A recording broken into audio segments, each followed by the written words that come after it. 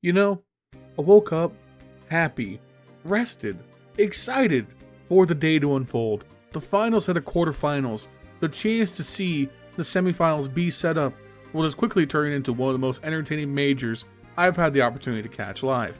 And surely, one of my two remaining picks would come true. I would get the gold coin, a nice consolation prize for being robbed of my gold coin during the elimination stage, and we would move on, watch FaZe Clan coast to winning a major, Kerrigan doing it in front of the Danish crowd. It would be great. Surely, both of my picks would not choke and leave me stuck in the silver lifestyle forever, right? Eternal Fire! Mouz! What happened? God damn it! You burnt it down! You burnt it all down! Damn you! Damn you all to hell! Anyways, everything is fine. I am fine. Congratulations to G2 and Navi for advancing. I'm not bitter at all. Anyways, if you somehow missed the action today, you're in the right place. We'll be breaking down everything that happened today, so that you're up to date going into the semifinals starting tomorrow. But before we get started, make sure you guys take a second, leave a like, leave a comment down below, and subscribe to the channel if you haven't already. It helps out immensely in the YouTube algorithm and helps me reach 1,000 subscribers as fast as possible. While you're down there, consider becoming a member of the channel. For $5 a month. You can support me directly and get access to exclusive emotes, badges, and a shoutout at the end of every video, with more perks coming soon. And lastly, consider giving me a follow on Twitch. Twitch link down below. I stream Sunday through Friday, 8:30 p.m. Pacific Standard Time. Come check me out. And let's get into the recap. And with our first quarterfinal of the day, we had Navi taking on Eternal Fire. And going into this, I had this match being very 50-50, but I liked the upside of Eternal Fire a lot, especially if Zontaras and Woxit could perform at the same time. I really felt like their ability to frag as a duo would be too much for Navi to handle. Clearly, as you can see from the score, I was wrong. Say what you will about this Navi lineup, it may not have the biggest names in terms of star power, but what they bring as a unit under Alexi B is some of the best coordinated Counter-Strike in the world, and we saw that on full display on both maps. Before we get too deep though, let's just start with the box score. Right out the gate, shout out to Major, who continued his amazing run of individual performance, top fragging for the Eternal Fire crew for this series, but when you look at the numbers, they're not very impressive for a total series, right? He went 36 and 34, 1.12 rating, but that shouldn't be your top fragger in a series, especially a must-win one like this. And it's staring right at me, it's staring right at you. Woxit and Zontaras bottom fragging for the series. Zontaras failing to go positive. That is a disaster for Eternal Fire, and a big reason why they weren't able to win either of these games. Zontaras and Woxit, they just couldn't bring superstar impact when they needed it most. We saw it in glimpses, but it wasn't able to be ubiquitous like it had been in Eternal Fire's other wins. On the other side, what a statement game from Wonderful. His op impact was incredible, and as I highlighted in my playoff predictions, if Wonderful could win the op battle against Woxit, that was going to be the key for Navi's victory. And it was. Wonderful was incredible. 48 kills, 33 deaths, 1.36 rating on the op. That's exactly what you want out of your superstar opper. Wonderful making a case to be a definitive top 5 opper in the world right now, and what a series to do it in. Moving to our first map, Mirage, this is going to be one that I think Eternal Fire is going to want to look back on and try and learn from, because the big thing for them is their inconsistent CT sides throughout this tournament. Mirage is a mostly even map. I would give it a little bit of CT side preference overall. Regardless of it being close or not, you shouldn't be losing 10 rounds on your CT side of Mirage. This is a complete failure to prevent Navi from executing on the bomb sites. Navi's map control was better, their ability to close out rounds was better, and most importantly, the CT economy is so bad that there isn't like a point where you're just able to continuously full buy. If you keep losing, you're still going to have to save throughout that loss streak to try and get back to rifles. Certainly if you want to have an op at any point, and that's the brutal part. You can't go on these extended loss streaks on CT, it's too brutal. But as seems to be the story of Eternal Fire at this major, we swap to their T side, and they run off an impressive streak of their own.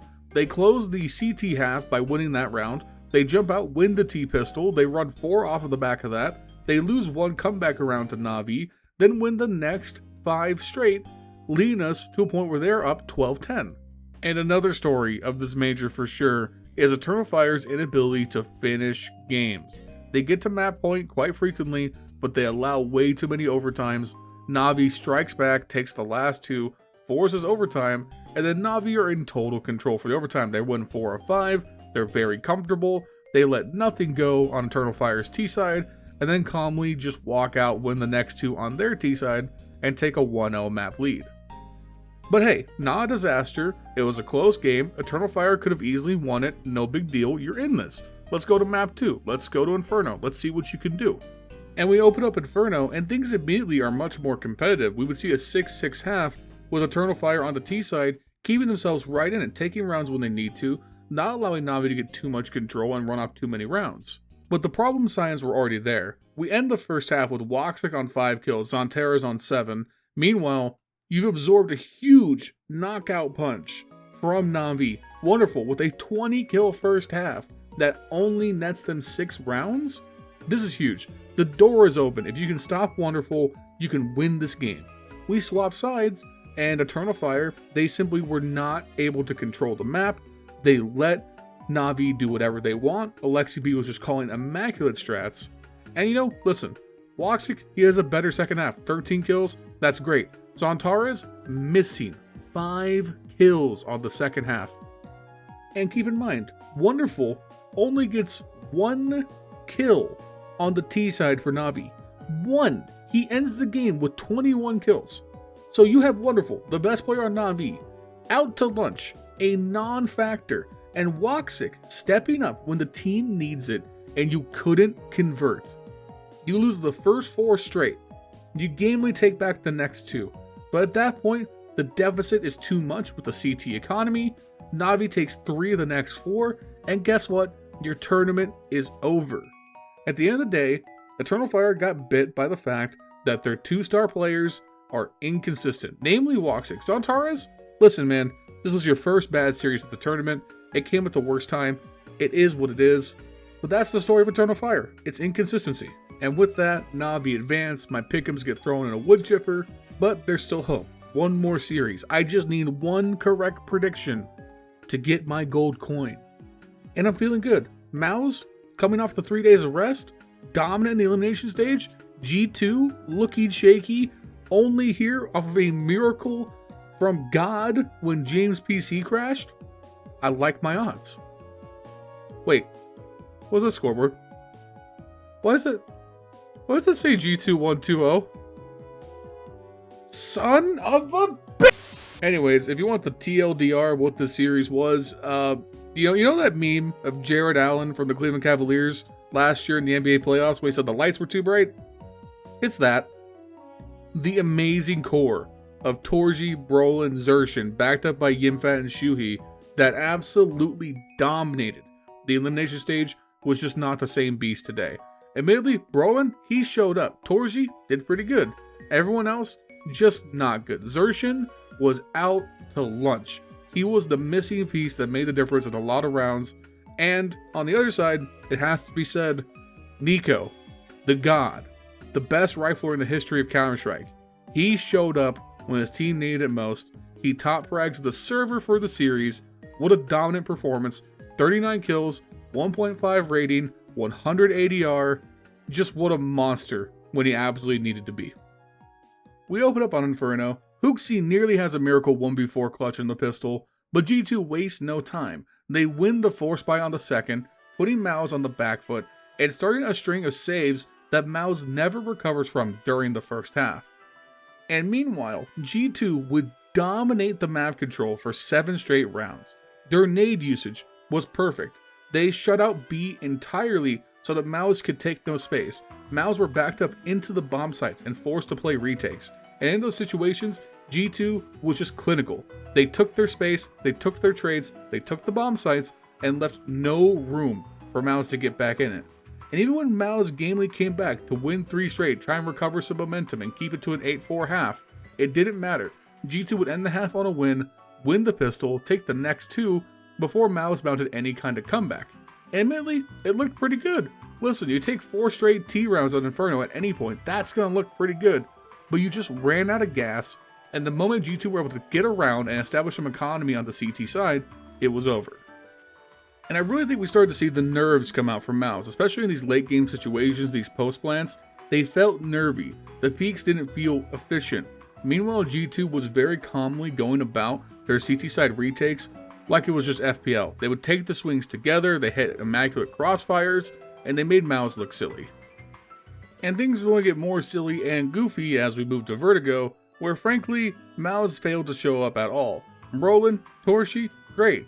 No notes. 19 kills, 18 kills respectively, a 1.4 rating, 1.2 for Torshi. That's great. That's good for best in the server from both of them, with only Munacy matching Torshi's output on G2. So, you did the fragging, at least the two of you did. Everyone else? Missing. Gone. And what did that lead to for Mouz? Well, a crippling 0-6 start on your T side of Vertigo, a map G2 seemed to be weak on. And yeah, you take the next 5 off the back of what Brolin and Torshi can pull off. They were doing great. But you lose the last round of the half, and, listen, you're going to the second half, it's 7-5, there's still a chance. However, there was a 20-minute game delay, and I'm only going to talk about this briefly because these jokers don't deserve any more attention. But what appears to be a gambling site turf war ensued, where several idiots charged the stage, and while they were tussling with security, they knocked over the goddamn trophy of the major, and broke it, and delayed the game for again about 20 minutes. Now imagine this, you're Mouz. You're a top player, Xertion, underperforming, an elimination game at the major. You just got iced, told to sit down and wait for 20 minutes, then you have to come back and try and mount a comeback in the second half. You can't tell me, you can't convince me that this pause had an effect on the game, because it has an effect on anyone in any game. Tech pauses, timeouts, extended delays, they suck for both sides. The difference is, G2 already had momentum, so they had nothing to worry about. Mouz had all the pressure to come back and win this pistol round, and they do, but the next round, the anti-eco, is so sloppy that G2 managed to take it back, and at that point, Mouz are broken. They lose the next 5 straight rounds after that anti-eco, and they're out of the tournament. I don't know what the outcome of this game would have been had this interruption not occurred. I think G2 probably still wins based on momentum and how they're playing to that point. But it's still so stupid that we had to deal with this because, one, those guys, who knows what they were going to do, right? They were trying to protest some bullshit nobody cares about. But what if it was someone trying to go at the players or go at the staff or tried to hurt someone in the audience? What they did was reckless, stupid, absolutely unacceptable, and I hope PGL presses charges. I hope they're banned from the arena for life. I hope Valve steps in and shuts down their stupid ass fucking website. These guys, go fuck yourselves. I can't believe you ever thought this was okay. What a lousy stain on an otherwise very well run event from PGL.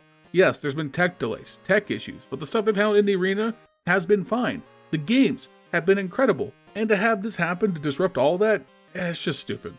Anyways, G2 advanced. My silver coin is set in stone. I will not be getting gold to this event. Yes, I am sad about it. But let's look forward to the semifinals. Our first semifinal tomorrow will be FaZe Clan versus Vitality. Again, another would-be finals matchup for this major. And there's going to be fireworks in that series, man. If we get Prime Zywoo, this series is going to be a banger. However, I'm going to play house money this time. I love FaZe Clan. They're riding high on the back of defeating Team Spirit. I'm taking FaZe Clan over Vitality in 3 maps.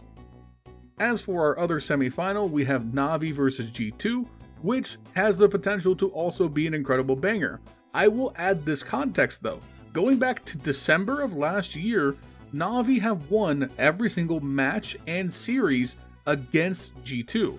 G2 have been underperforming in that time, but as of right now, they haven't won in over 4 best of 3s against this Navi lineup.